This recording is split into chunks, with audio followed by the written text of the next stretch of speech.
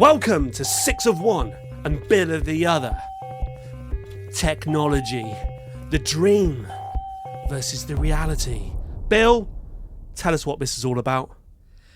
Well, Mercurial Number Six, a pre-industrial philosopher may have believed that the advent of machine automation would lead to less work and more free time.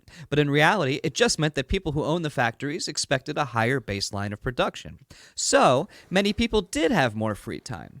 But it was because they lost their jobs altogether. Many technological advances are born with the hope of making our lives easier and more enjoyable. But many times these benefits end up being either overshadowed or forgotten altogether. On this episode, we're going to look at some predictions for what technology may look like in the next 10 years. And we're going to try and figure out the differences between what we hope that may mean versus what it'll actually be like. Also, we're going to assume that no world or nation-wide calamities have happened and that we all will have some form of disposable income.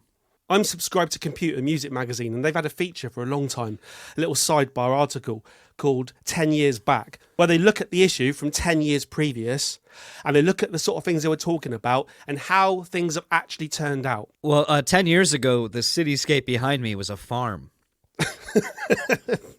For instance, 10 years ago, they were talking about different input methods for music and how we would deviate completely from the piano keyboard, which was invented hundreds of years ago, and we've stuck with it ever since. And they were saying, in 10 years' time, we'll be waving our hands in the air, producing music ethereally. We'll have moved away from white keys and black keys. And we haven't.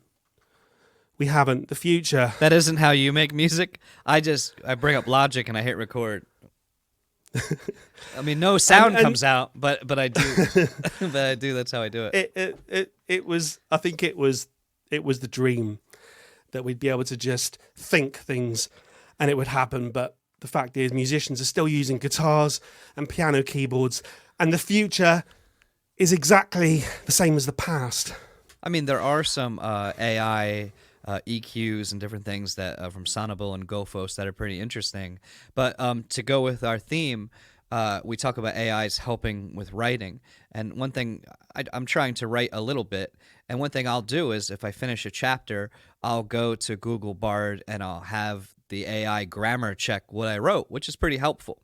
And but I was looking at videos for different things you could do with AI, and then one guy had a video about how you can have AI write your novel, and then here's like tricks to go in and rewrite some things to trick the Amazon algorithm so you could sell AI written books, and of course they're putting out like 300 a year, and there's no overhead because it's ebooks.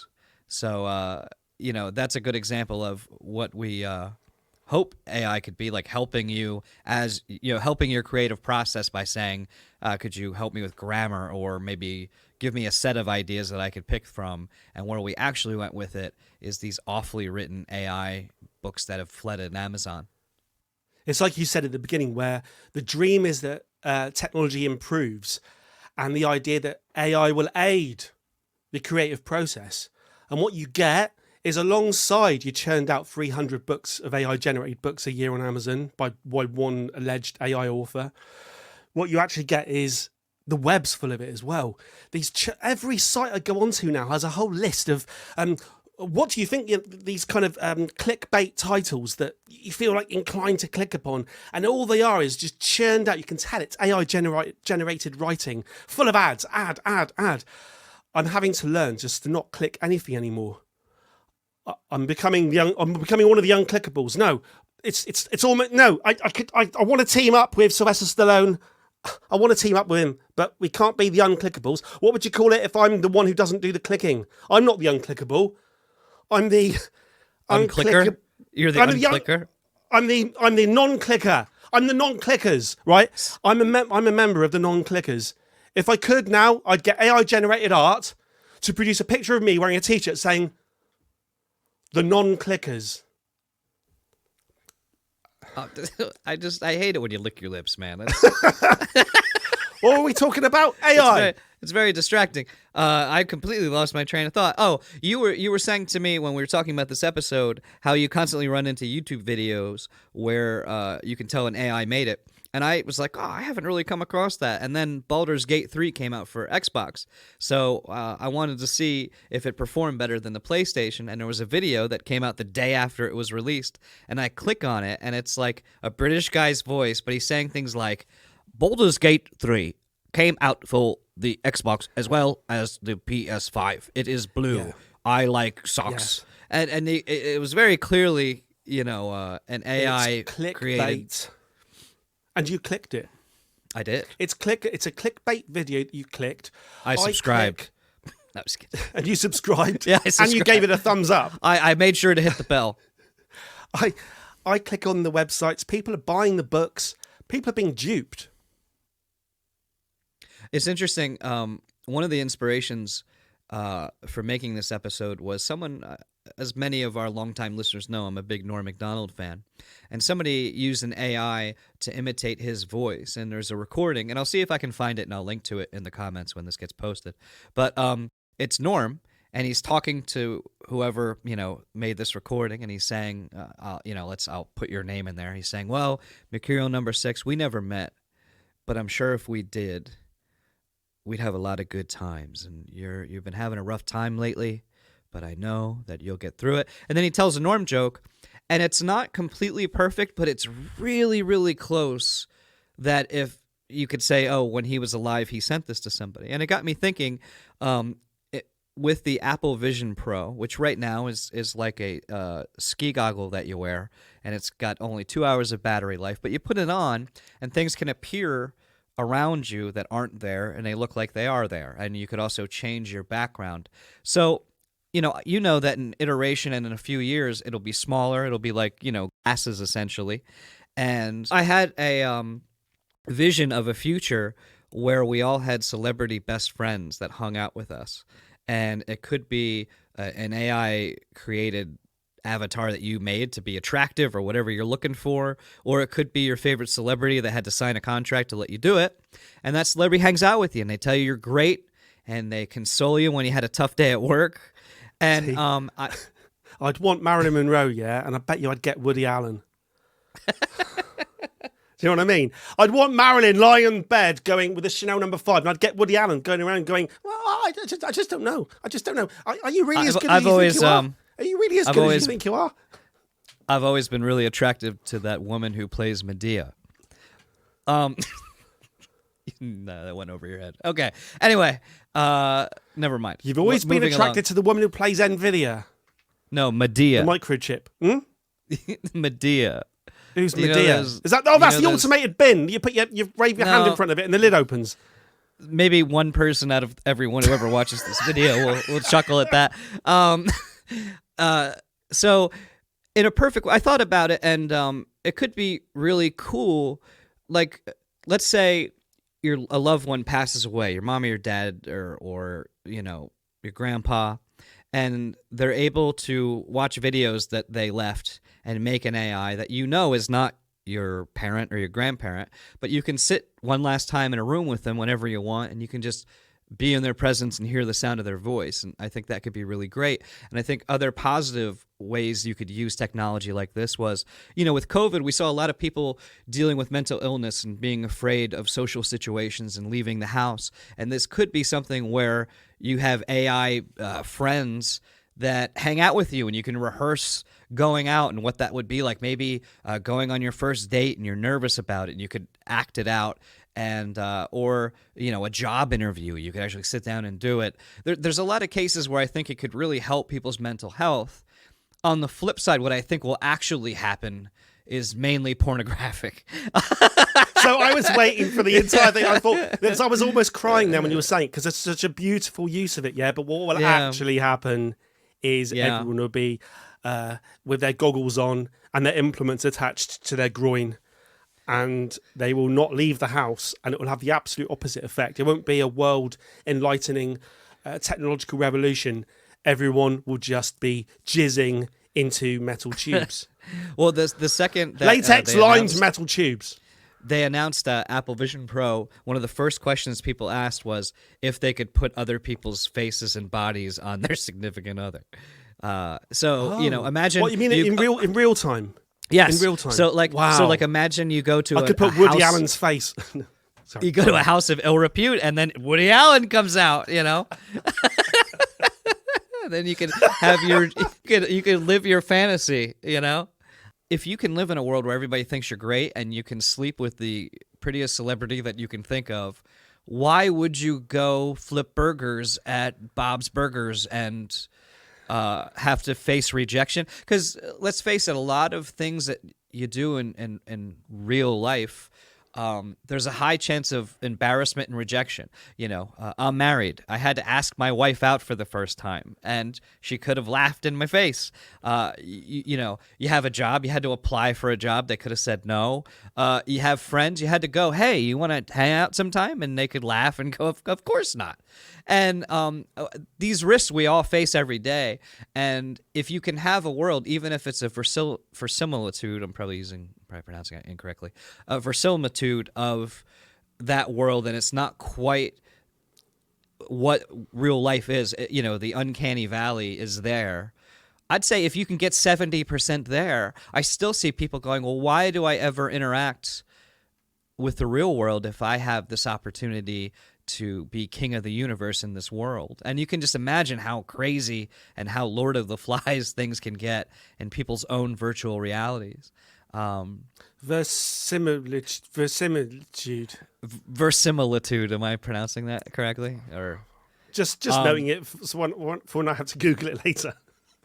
What you're describing is a better version of what kind of computer game nerds have been doing for 10, 20 years already. That kind of Second Life thing that was going on. And there are people now living in like virtual kind of World of Warcraft or whatever worlds, aren't there? But you're talking about bringing it to the masses, making it more physical. Well, yeah, because there's a difference between, and I play games, and there is a way you are sort of living vicariously through these games, but it's always been so separate. Like usually it's third person, or if it is first person, no one's confusing this with actual reality. Yes. You don't feel the sensation. I mean, the new thing on the PS5 is the haptic feedback on the controller, but that's nowhere close to what it would feel like to go on a date with a girl. You know what I mean? Like, are you saying that when I put a Nintendo Switch down my underpants, damn Woody Allen, he keeps every time we talk about Woody Allen, you're shoving stuff down your pants. Bill, right? In the last couple of years, we've had all this talk of AI, right? And I think it's been missold. It started for me with ChatGPT, but I've noticed it's infested every realm of my life now. So even when I'm doing video editing, in my video editor, I've got AI tools, AI background remover, AI sky enhancement. None of this stuff is AI, right? There's no intelligence behind it. It's been missold. At best, it's machine learning. But really, we're just talking about computer programming. There's a lot of people talking about the kind of the Skynet future, the Terminator future of AI. We are nowhere near that yet. And I get a bit sick of hearing about people thinking that AI means that we've currently got to a state where people believe that technology is truly intelligent and truly thinking. We are not there yet. And my thoughts are perhaps the biggest change 10 years from now is that AI might have got to the point where I'm then proved wrong, and my AI tools in my video editor actually do something that involves thinking. What do you think? My thought is that yes, right now it is not AI as we, truly define it.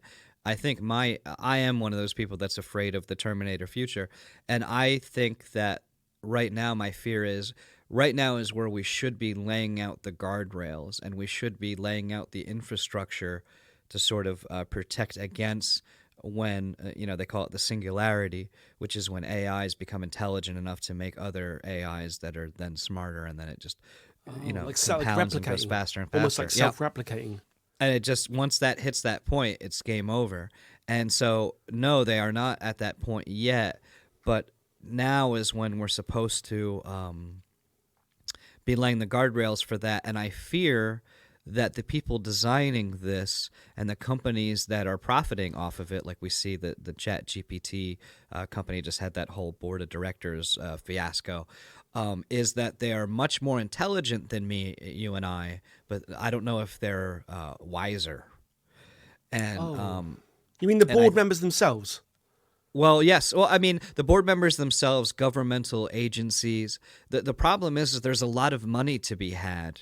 And as a society right now, we have a lot of difficulty stopping money from coming into our hands. It's not our hands it's coming into. But if you can make a lot of money, the regulation tends to be an afterthought. I mean, look at climate change. And without getting too political on what your beliefs on climate change, I think you could make a pretty valid argument that profit is on a higher priority level than safety, or we wouldn't be where we are now. And I think AI is another example of that. But I think, as bad as climate change is, there is a chance of still coming up with ways to clean up that carbon footprint and things. But I think with AI, once it gets to a certain point, it's completely more dangerous than nuclear weapons and anything else we've ever invented. And I don't know that we truly have the capacity to have the forethought of when it gets to a certain point, it's just going to be beyond us, and there's no putting the genie back in the bottle. Okay, 2 points there. I like what you said there. So the idea that, Bill Gates, Mark Zuckerberg, Elon Musk, whatever, are more intelligent than me, but are they wiser? Like intelligence versus wisdom that kind of leads down this road. And point number 2, right? How far off is what you're talking about? Skynet, the Terminator 2 future. 10 years? 5 years? 20 years? I'm not a software engineer. I've seen people say 10 years, 20 years. There was a person who worked on the Google Bard AI, which was the actual base model, not the version that we have right now, and he quit because he believed that it was sentient already. Was he a little bit mental? Well, that's the problem is I don't know the answer to that, and it's hard to read an article. Yes. Well, yes. I mean, if you look at, I'm reading a book called The Three Body Problem, which it's about us sending messages out into space and then aliens answer, and it's not a good answer. And that's another case of intelligent but not wise. And if you ever hear the dark forest theory, it's that if you ever go into a jungle and things get really, really quiet, it's because there's an alpha predator there and no one wants to get that predator's attention. And here we are going, here's our military capabilities, and we really like love. We're fans of love. Here, come on by. And I just think that would probably end badly. It was a shame when we sent that picture of that Leonardo picture of the bloke with his genitals. It's a shame that we did use that voice on the disc that went with it. That was the actual. We're the human race. We're the human race, and we have appendage between our legs, which are very fragile. Do not kick us there. Please do not direct your missiles to our gonads. Well, that could be the title of this episode. Please do not direct your missiles towards our gonads. That would get clicks. Yeah. That would get clicks. Done. It's a done deal. It's a done deal. Just going back to my computer music magazine thing again. The idea of judging the future based on judging what the future 10 years from now will be like based on how today is different from 10 years previous. I was thinking about this in preparation for this episode, and I was trying to think about how different 10 years ago was to today. And I was struggling, like whatever it is, Moore's law, which the computer, the one that it's just the power of computers is like exponential. Mm-hmm. So therefore, I was thinking 10 years ago must have been completely different to how it is today, 2013, right? And I remember, I think I signed up for Netflix around 2013 because I think House of Cards was released then. So 2013, 10 years ago, I was watching streaming TV. I can't think of very. Can you remember what was different? What was different? Well, for me, technologically speaking, I am much fatter now than I was 10 years ago. Like if we're going to be strictly talking about technology. Is that a technology my belly, thing? my belly has grown in both power and it's Moore's law in my. Oh my God! Is it Moore's law in my stomach? I think that's my stomach is reaching the singularity. I think in the next 5 years. We are getting fatter though. There's a jokey thing, but yeah, we're getting fatter, aren't we? As a society, the Western civilization. Yeah.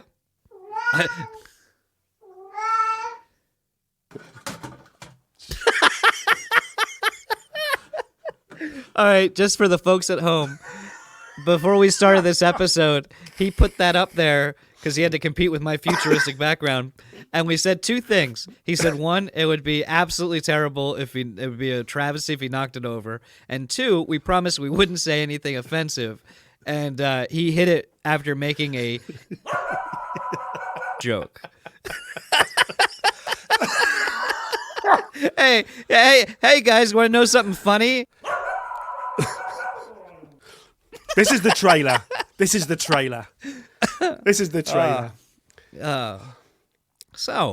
was truly thinking. So 2013, I was thinking. So I thought, then we were on the cusp of the end of physical media, right?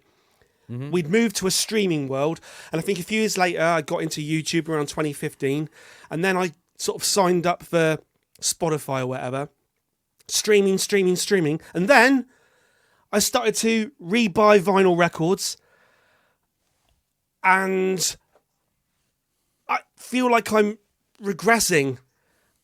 And now our mission in this episode is to consider what the future is going to be like 10 years from now. And my point is, I'm struggling to differentiate the past. Well, I think the biggest, or one of the biggest things from 10 years ago would be COVID. It would be obviously how they made the vaccine, if we were getting like more hard sci-fi about it. And if we were going to be a more general way about it, I would say the advent of Zoom-like technology, which always existed, but it was hard to use. And it's sad because there was another form that I've used, and I can't remember the name of it. That's how badly they botched it. So it's funny because, like you said, though, there's been a backlash where everyone's like, all right, you don't have to come to the office anymore. This is wonderful. We're even more productive than we've ever been. And now it's like, no, Zoom is calling people back to the office. And because they have that overhead, and I think it's that micromanaging, looking over your shoulder you can't have you not being paralyzed by stress and fear, because that's, I mean, what are we gonna do if we aren't paralyzed by stress and fear that your manager might walk behind you at any moment? Like, we can't have a society with that, so we have to all go back to the office, Well, I've got another one for you. Ready? How about gene therapy? So the idea. I do. I keep going up in size, and I tell you what, I was trying to get back down to a 34 waist, right? And then I spent a long time at 36, but now to be comfortable, I have to go to 38. I am losing control. Carry on. That's exactly what I meant. I was talking about stonewashed gene therapy. Anyway, so poor old Bill. He tries to be all intellectual, and then I bring it down. You should. I don't think people tune in to hear my intellectual side. So if you look at gene therapy and the idea that you could take your embryo and manipulate it so you're taller, smarter, faster, can live longer, none of us will be able to afford it. So, Bill Gates and Jeff Bezos and their family will be even smarter, even better, even more equipped at just about everything than you and I. And then the income inequality gap will just... That's interesting. The idea that there will be advances in the future, but the advances will be for the select few. So yes, there may be advances in gene technology, but only for those who can afford it. So therefore, there'll still be like Deliverance style people out there playing banjos all over the place. That'll be me and you. Select few. Hey, you don't come around here too often. This is great. I ain't gonna let no robot drive me to work. Oh my God, do you know what you're suggesting there, right? And have you ever seen, obviously you would have watched it, but Fritz Lang's Metropolis, right? Yeah. And all the sort of films where the elites kind of live up in the I think it's like a Judge Dredd type thing as well, but where the elites kind of live in the top of the skyscrapers. And You know what they do that? You know what their movie covers that really well? Reality. That's exactly what we're living in right now. Is that where we're going? It's where we're living right now. Technological. Well, mate. Well, yeah. Okay. But is that the only path? Because as technology advances, it can only be really utilized by the select few. They progress, and the average person. Are we the average people?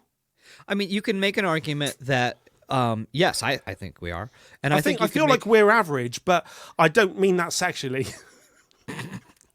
So look at pre-industrial revolution, and it's like, okay, we're gonna have these machines that can do your job so much more. So you're gonna have all this free time. We don't need you to slave away anymore because we've invented these machines that'll do the work for you. And what that meant is, 50 of your friends got fired, and now you have to do twice the production for the same amount of pay. And so I know I sound cynical with all this stuff, but that's how AI can do the job. Well, you're fired now, and we expect more from you. Instead of like, hey, isn't this great for everybody? I think it could be a wonderful world if we did act like that. Like if we were able to do the sort of drudgery things that no one wants to do, and then we all could just survive. And I'm not a political scientist or an economist, so I don't know how to make. I'm not like socialist or communist or anything, so I don't know how to make that happen in a way that is good and hasn't failed miserably. But I see it only getting worse because at least back then, yes, they had better food, access to a better education, so they were healthier and smarter. But then when you can literally encode that in their DNA, I think it might be a gulf that is sort of unjumpable, for a terrible analogy. But I think if you think now, it's like if a guy has better education and better life, you can still, if you're that smart, you can still climb the ladder if you're just that much better. But when it starts being hard-coded into who the essence of who you are, and then if you then couple that with the technology, because another technology people talk about is nano-robot technology, where you're inserting things into your brain. So it's sort of like now we can look something up on Google and we've extended our breadth of knowledge. Or what if that was instantaneous? So what if you have better genes and instantaneous AI assistant in your head? The gulf between the have and have not, I think, is gonna just get even worse. Whoa. I'm not being too positive, I know. I wonder if it's a double whammy. Like in recent months, the conversation, I've seen it on the TV and stuff, the conversation is starting to happen around how AI is currently destroying jobs, right? Yeah. But as far as I see it, it's those jobs that are able to be destroyed. It seems to be art primarily. So I'm noticing now that the music world is getting a bit scared, because like the first kind of complete music artists have happened, where a computer generated image of a female singer alongside computer generated videos, artificial intelligence produced music with vocals, and it'll get to the point where, so now bog standard, and let's talk about movies as well, the idea of whether digital you can have actors, and they're concerned. But at the moment, I look at a Princess Leia or whatever, and I'm not convinced, or a Grand Tarkin, whatever he's called, Peter Cushing. I'm not convinced. But 10 years from now, that's going to be an issue. The art world, I've noticed computer-generated canvas art paintings happening and being sold for high prices. So once you're talking about movies, the visual arts and music, all being created by AI, and the likes of you and I, and probably the viewers of my Mercurial Number 6 channel, they'll care. They don't want to listen to a computer-generated AI intelligence female artist rather than Travis Scott or Mac DeMarco or whatever. But we've got to remember, it's the general public we're talking about. The general public will buy a painting for their wall because it matches the set, matches the sofa. The general public don't really mind if they can watch a film They don't care whether it's computer generated or not. And do you know what? If the music sounds right, they'll have it in the background.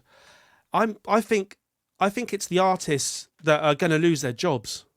Well, it's more. I think also though you can look at lawyers, you can look at doctors who diagnose people. If an AI can instantly look at your history and with probabilities in real time, think of what tests and what your illness might show, that's going to put doctors out of. I think it's even wider than just film. I think when you talk about the art aspect, it's interesting, because I think it'll force us to question what it is about art that we like. And I always say, in relationships, as much as obviously you're going to be attracted to your significant other, that's a big part of it. But I think what really binds people together is their faults. I think if you ever met someone, have you ever met someone that's just like perfect at almost everything and you almost can't stand to be around them, not out of like some kind of jealousy, but it's just unrelatable. And if you think about what art is in essence, it's relating something and you're connecting to something that you experienced. And a perfect thing, even if they're trying to replicate that, I don't think can, but I think a lot of people might enjoy it, might like AI. Math rock's already a thing. And I don't know that it's bad. I think people losing their jobs and their ability to create is awful.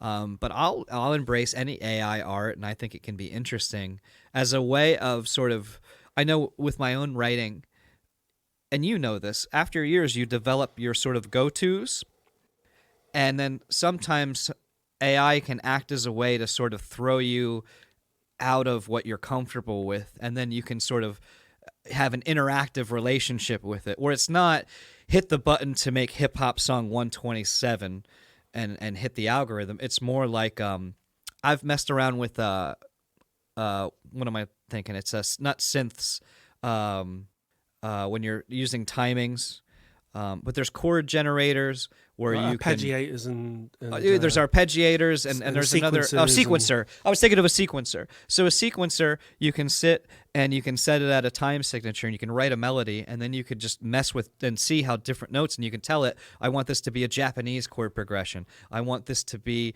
this odd Indian chord progression that I never personally knew to try, but you can instantly, and then you pick what notes from that and what order, and whether it's a whole note or a quarter note or a half note or whatever, you pick exactly the order, but it just gives you another frame for your creativity that maybe you wouldn't have otherwise. You could always do that. You mean that it's the idea that it's suggested to you, and you're therefore doing something that you wouldn't previously have done, because in terms of doing that, you'll never beat something like, what was it called, Baba O'Reilly or whatever, by the Who, from like 1970 with a sequenced set of notes. It's always been there. Well, I mean, a sequencer has been. I guess what I'm saying is, I could take 10 years and learn music theory, and I would have all of the same tools. But it might give. Okay. But it's going to give a kid in his basement. All right. That at the touch of his finger or her fingertips, and the ability to just see it. And I find, and I know, I'm sure a lot of people who create anything feel this way. If I'm in the mood to make something, it's like I can pick up my guitar and I can just play it. But sometimes if you're booting up Logic and then, it's not reading the mic, and then, I got to load up the synth patch. I got to update this. Oh, wait, I forgot to turn off the latency. And there's so many steps to get you. So when you're writing and you're going, okay, what chord progression should I try with this? If you can just in real time do it, and AI, you can also work with it with compressors and EQ, and it just allows you to try things more quickly. It can aid an artist to be better. And then we have the Amazon example we used earlier today, or I can say, ChatGPT, write me a song, and that's terrible. So I think it could be a really good thing. And there's going to be elements of both, and there's going to be that pop song that was written by an AI, you could tell, and there's an AI avatar that's got the Barbie proportions that everybody buys. But I think there also might be kids today out there that are just using it in ways that we haven't thought of, much like hip-hop use samples, and they're taking like a 1940s jazz record, changing the BPM and then pitch shifting it and putting it together. And DJ Shadow did that into these sort of soundscapes that no one ever considered before then would even be a thing you'd want to do. but I think we're all better for it. Oh, yeah. So you think we're currently all better for it? So someone today can make music and they don't need to learn how to play the piano, don't have to learn how to play the guitar. And this has been happening since, the 70s and the 80s, spinning the records and stuff, and the DJ thing and the rap and the hip hop.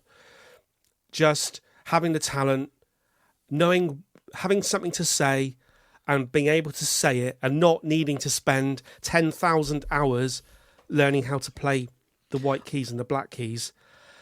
And I think we've got to the point now where I think you're right. Someone produces the music on their laptop and they can become a millionaire and they can kind of change the world. Advance it on 10 years and we're now surrounded by a plethora, just an absolute, just like you're saying about Amazon currently full of AI generated books that no one even knows whether someone's written it or not. And the web is full of sites that are just clickbait, full of adverts with just generated nonsense text. I was reading some today, just absolute nonsense. When we're surrounded by it, and you say it's for the best today, 10 years from now, are we in danger here of being just drowning in it? Well, there's a subtlety, because I would also say learning an instrument is a very fulfilling thing to do. And I want my kids to learn, and it could be the instrument they choose. But I think not only, I think it opens up neural pathways. I think it teaches you discipline. I think there's a lot. I'm not saying that it's a bad thing to sit down and learn how to play the piano or to learn how to play the guitar. I'm saying, as someone that has learned a few instruments, and not all, and self-taught, that having the capability to hear more is going to widen tastes and scales and things that maybe no one ever would write in because they don't know about it. If it's at the tip of your fingertips to use it, it's going to expose people to avenues and styles that maybe they wouldn't ever try before. And maybe music will get better because we're all sort of self-taught, and even if we have lessons, musical education can be very similar, at least, different areas of the world. Like in the United States, most people who learn guitar are learning, whether it's bluegrass or rock and roll, there's a lot of similar things we're all learning. Where if this gives us an opportunity to kind of widen our perspective a little bit, I'm saying that could be a good part. And like everything we're talking about, though, it's a balance.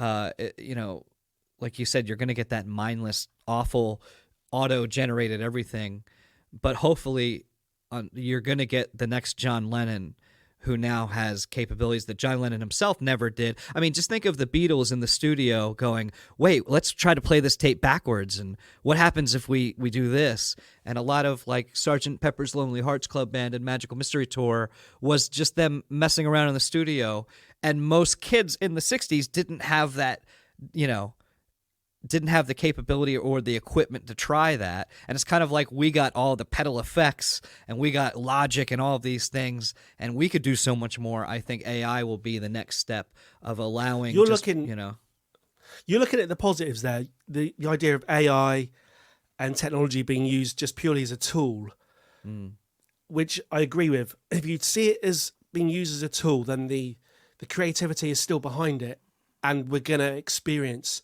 some fantastic art in the future. AI is going to help visual art and audio art. It's going to be absolutely amazing. My fear is that we'll still be drowning in a sea of utter dross. More than like this, the idea of AI generated spam is going to be incredible, and the average person won't. I don't think they'll mind that, and I think as a result of it, in 10 years from now, we'll still be listening to records, putting them on, as I did the other day when I lost internet connectivity in my house due to someone putting a shovel through a wire. They should remain nameless. And I had a couple of days. It wasn't Bill. It wasn't Bill. I'm in another country. It wasn't me. But I had a couple of days where I had no internet. And it sounds funny, but it really was a bit of an issue because I got a smart TV, so I lost all my TV. I lost everything. and the only thing in the house that worked was my record player, and it was just lovely. What should have been a bad thing was just lovely. I had nothing else to do but put records on, vinyl records, and it was just beautiful. And I swore to myself that I would carry that on and just bask in it and be a much better person for it. And then the minute the internet came back on, I forgot everything I just said and started watching the smart TV and streaming YouTube again. But I get the feeling that in 10 years' time, I'm going to be so swamped by utter detritus, AI-generated shit, that I'm going to be listening to vinyl records and people are going to be looking at me and calling me whatever the equivalent of boomer is in 10 years' time. And I like the way that you're portraying it as a positive. I thought I was going to portray it as a positive as well, but I'm a bit reluctant now. I think I might be the person wearing... I'm going to be making I'm going to be making my own music, but then I'm going to be using AI to create attractive men and women that I'm going to pretend wrote it, and I'm going to use it to make my millions. That's not a bad idea. The idea, right, of recording this podcast and then replacing us with AI, with I can be a beautiful woman, with up to 2 beautiful women, and change our voices for... Apparently there's a tool right now. I was reading about it yesterday. You can now...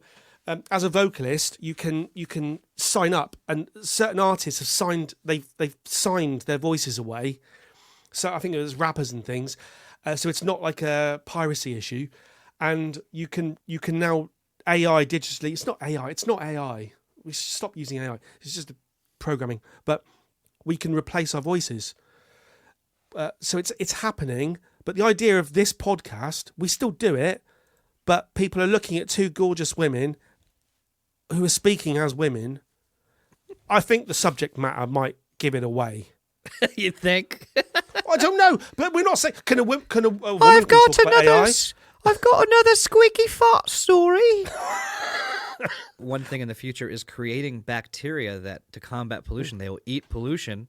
I'm no scientist, but I think I could see where that could go wrong. You just see flesh-eating diseases. The bacteria thinks we're garbage. Anytime someone invents bacteria or a virus or something for good, and admittedly right now it's usually in a sort of sci-fi film movie, it's never a good thing, is it? It always leads to a zombie apocalypse. On a positive Always. side, maybe we'll all grow tails. You know? Well, there's also talk of putting Elon Musk has a company called Neuralink, and they're experimenting with putting a microchip in your brain. And right now it's to combat epilepsy, but they could put chips in your brain and you'd have more intelligence. It could and it would communicate with nanorobots, which could tell you if you're sick or not.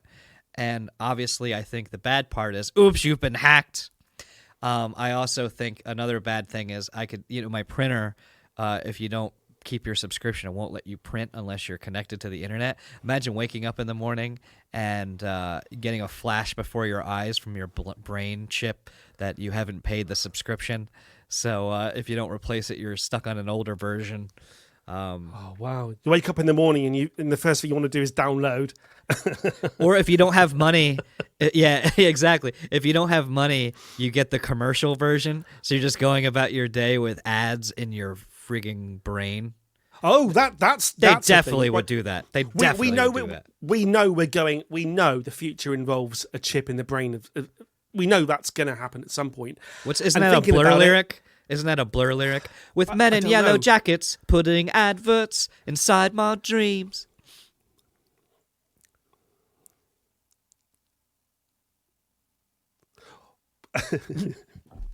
Oh, man. I almost spit my coffee out. Jesus, ladies and gentlemen, you've just witnessed the most awkward moment of my entire life. I don't think that's stayed in. I don't think I've ever. No, but you know, right? Because we know everything revolves around money. Everything revolves around money, right? So people think that the future involving chips in the brain and the idea that you can access all the intellect, all the information in the world. It's not going to come for free, And you're absolutely right. The only way it can happen is through commercials, advertising. So you're going to be walking down, you could be walking through the countryside in the middle of nowhere, down a little country path through the trees, looking at the squirrels, and an advert, a commercial will just appear. For a Woody Allen sex doll. Yeah. Yes. It's going to be completely crazy. And I'll just be sitting in a rocking chair listening to vinyl records going, yeah, boo! Yeah, boo! I always tell my son my 6-year-old, when he goes to school, I say, remember, son, money talks, bullshit walks. I don't really say that. But when you see bullshit walking, it's a frightening thing. That's that bacteria used to eat the garbage. That's how bullshit walks. I've got one more that I want to go into. It's two actually tied together. And they're saying that through gene therapy, they're coming up with a way to make us essentially immortal. Would still die from, meteors hitting the earth and our car accidents and stuff, but we wouldn't die from natural causes. And what's interesting is obviously the positive side is, woohoo, we're going to live forever. The bad side is we're already overpopulated. And I was thinking about self-driving cars. And so if we all had self-driving cars and obviously technology improved a little bit, I think car accidents are like the leading cause of death in most countries. So we'd go from that to like maybe 5% of that. But me, you, and everyone I know who's grown up driving would go, there's no way I'm going to let some computer drive me. I don't trust it. And what occurred to me is how any progress happens in things like this isn't that you change all of our minds. It's that we die. And then our kids go, I can watch my iPad and just sit back in the car, and they say, whatever young people say, cling, cling, cling, you clapping, or whatever, you capping. Yo, you got Riz. Yeah, so that's what they'd say, and then they'd just sit in the back seat and play on their iPhone. So if we literally stop that, I mean, imagine moving up in your job if the old guy that works ahead of you, the old woman or whatever, never retires. They just are always there. Yeah, that is a thing, isn't it? Because it's like a combination of the AI worry about employment anyway, and the idea that people will live longer, therefore they'll extend the retirement date. So people will get a job that they love and they'll never leave it. And then the employment opportunities are reducing anyway for all the other reasons we've said. In some ways, the future looks quite bleak. The present at the moment, right, with everyone, you can walk out, you can sit on a train or on a bus or just in the office or in the street. You can just people watch in a coffee shop. Everyone is looking at their phones constantly. Everybody has a phone in their hand. I was watching it today.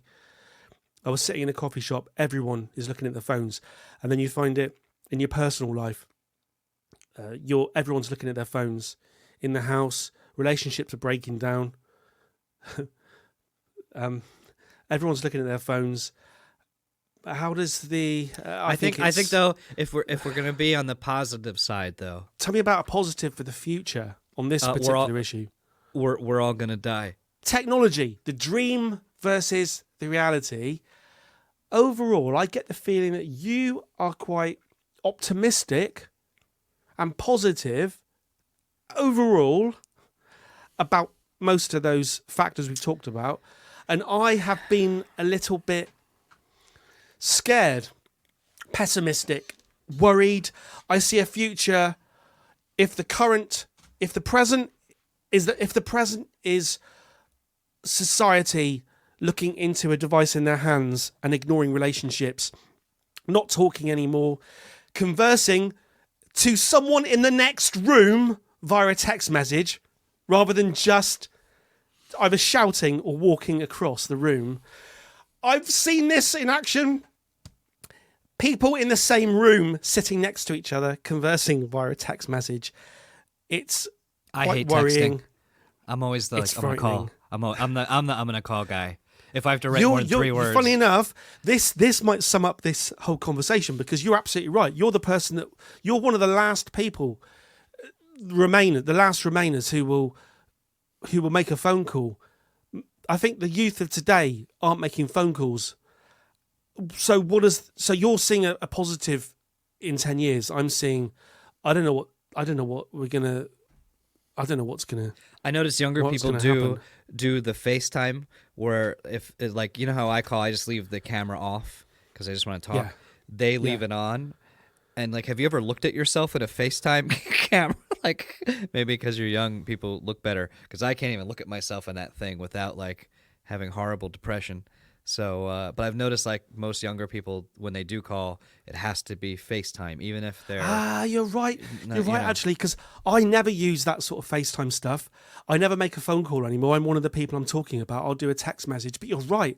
I have seen the youth of today. They'll always, if they make a phone call, it's always via video calls. The FaceTime, I think I look like this, but then I look at FaceTime. I look like You're that. right. They say the camera puts on £10 or whatever. God knows what it's doing to me. For me, I think it's probably the cheeseburgers that are putting on 10 pounds. But Yeah, true. Yeah, I mean, not true for you. I mean, just true in general. Yeah. So before we end this episode, I want to point out that the Mercurial Number Six, if you go to his YouTube channel, has a Patreon, and he just released a video that's a making of documentary of how he does a reaction video. It's what, 5.5 hours long? And it's $7. It might be a little bit too long. And I'll say it's $7, and it's I've gotten about 2.5 hours into it. I bought it yesterday.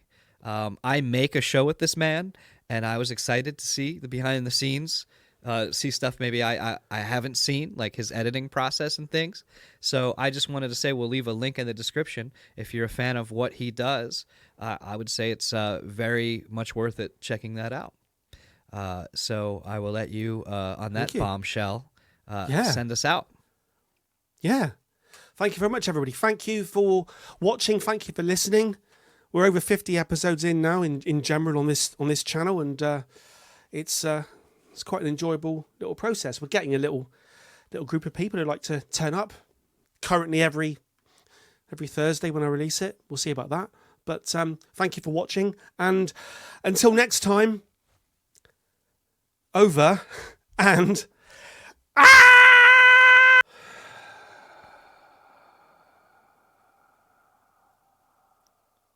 That was the most epic sigh. I don't know if there's some kind of echo delay, but it sounded like you sighed. You remember how in Justice League where the bullet that like killed Superman or whatever, or like somebody yelled and it just kept going like across the world, and like people in like different parts of the world are just like feeling it. This is what it felt. So that sigh felt like.